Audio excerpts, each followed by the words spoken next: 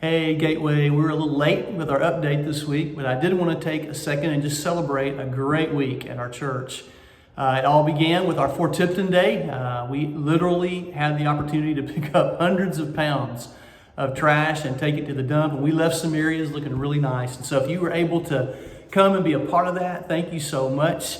And I want you to mark something on your calendar. We're going to have another For Tipton Day on July 19th. And we want you to go ahead and mark that. It's going to be huge. It's going to be fun. You do not want to miss it. So mark that, July 19th.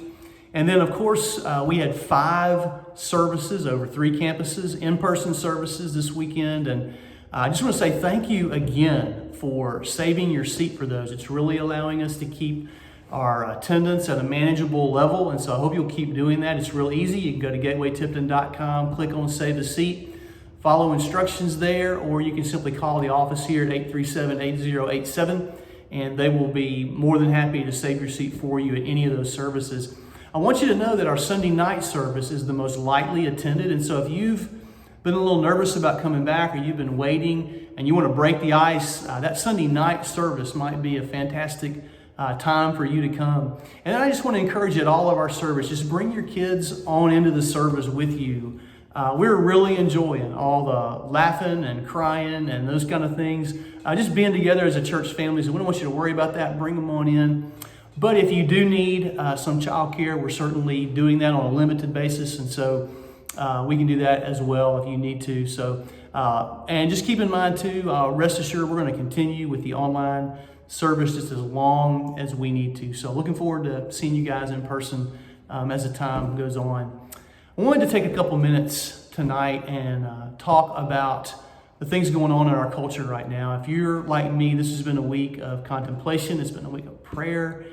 It's been a week of introspection. And I really think it's important that the church speak to these issues, that we're able to shine light into the dark issues of our time.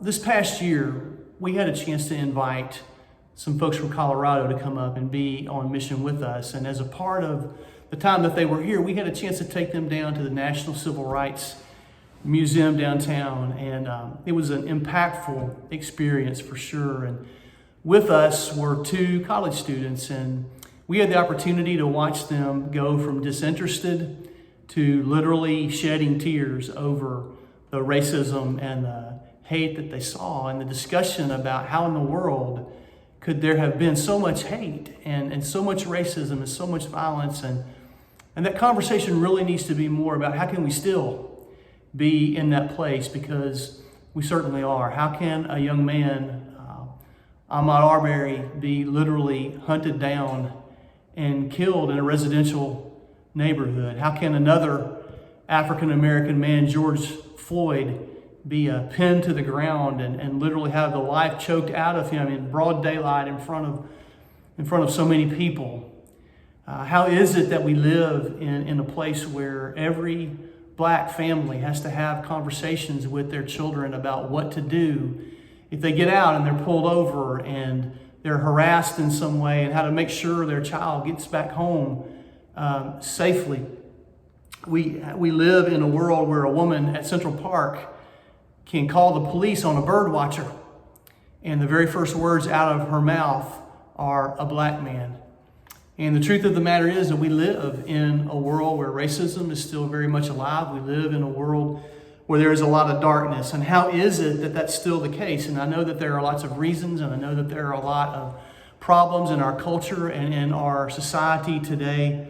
And probably I'm the last person to try to talk about how to fix those things, and maybe the last person to try to give solutions to that. But what I do know is that there is a root, there is a deeper source, because what I know is that there is evil that is inherent in the heart of man. The Bible describes our heart as desperately wicked and deceitful.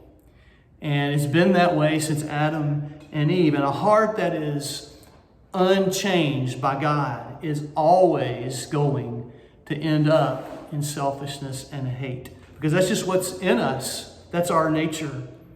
And you know, in reality, that's the reason that it keeps happening. Every time something like this happens, we think, well, when is it ever going to end? Why do we have to keep seeing this? Why does it keep happening? Why can't we fix it? And I really believe the root of why it just can't be fixed is because the plans and ideas of man can never change the human heart. Only God can do that. Vodi Bakum said, we see this stuff because men love the darkness rather than the light. And I believe at its root that is absolutely true. And unless the life-changing power of Jesus Christ invades a life, then the potential of this kind of evil and this kind of hate, now listen, exists in every one of us. I always go back to that early church. They were so diverse. Every strata of society, every race, every type of person, so many nationalities, that in different situations they would have hated one another. They wouldn't have even sat at the same table and eaten dinner together. And yet the love and the grace of Jesus Christ brought them together. And it unified them and it taught them to love. And together they changed the world. And the world simply could not believe that they loved each other. The world couldn't believe that they loved their enemies. The world couldn't believe that they loved the people around them. Guys, the difference was the gospel. It would not allow them to hate. And so this week I spent a lot of time thinking about what do we do, right? In 2020, what do we do? How do we stand together? How do we show as the church that love is greater than hate? Well, first of all, I think we have to listen to each other. Talk to people that are different than you. Establish some new relationships, some new friendships with people that don't look like you. I heard a man telling a story. An African-American man was riding his bike at a park, and as he was riding, he was getting closer to a white lady who was walking. And not wanting to startle her and not wanting to run into her, he began to call out, on your left, so that she could change her course and move so that there would not be a collision. And so as he got closer, he said, on your left, and she didn't hear him. She had headphones on. And so sure enough, they ran into each other because she wasn't able to listen. And sometimes I think some of the collision that we have when it comes to racism is because we're not able to listen. We're not willing to listen to one another, and therefore we're not able to change ourselves. We're not able to change our course of action. And so listen to people that are different than you. Second, learn. Don't let ignorance keep you in the dark. Study for yourself. Go to the Civil Rights Museum. See these things that have happened. Number 3, emulate the compassion of Jesus Christ. Hurt with those that are hurting. Suffer with those that are suffering. Weep and mourn with those that are weeping and mourning as Jesus would do, even if you don't fully understand everything that they're going through.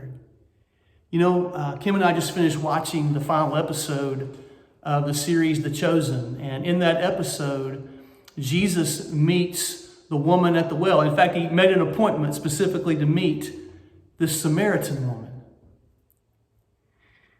And she has had a life that's been so difficult, and she's been marginalized and pushed aside and rejected her whole life. And yet she meets Jesus here at this well, and he listens to her.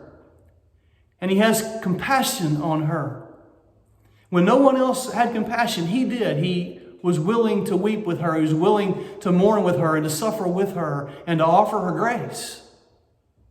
We ought to emulate the compassion of Jesus Christ. Fourth, we ought to empathize. To try to put ourselves in someone else's shoes, to see things from a different perspective, to see it as someone else might see it. And then 5, we need to share the gospel. Probably the most important thing that we could do is to share the ultimate answer. The one thing that flattens the hills and levels the valleys is the gospel of the Lord Jesus Christ. And we need never to be ashamed to share what really is the answer to the transformation of the heart of men and women. And then number 6, pray. Pray for those in grief right now over their loss. Pray for peace to win out. Pray for law enforcement, for thousands of good officers, white and black, that are out there right now in harm's way. Pray for change everywhere where there needs to be change. Pray for revival in the church of Jesus Christ. And guys, if you wish to continue the conversation, let me encourage you with all of my heart not to do this online, not to respond to angry comments from people, not to get in a back and forth with people, but to do it in person. And we want to continue this conversation, and I hope to put together some roundtables in the days ahead, and certainly anybody that is interested in being a part of that, we would love for that conversation to happen. I've tried to say these things today with humility and love, and not as one that really has any answers, not in one that understands everything that he needs to understand, but in one that loves you very much as a church. I love our journey of faith together. I love learning with you. I love being in God's kingdom with you guys, and I can't wait to see what the Lord is going to do in us and through us in the days ahead. And right now, my prayer more than anything else is that we would be a part of proving to the world that love really is greater than hate. We love you guys. Your staff loves you. Your Lord loves you, and can't wait to see you soon.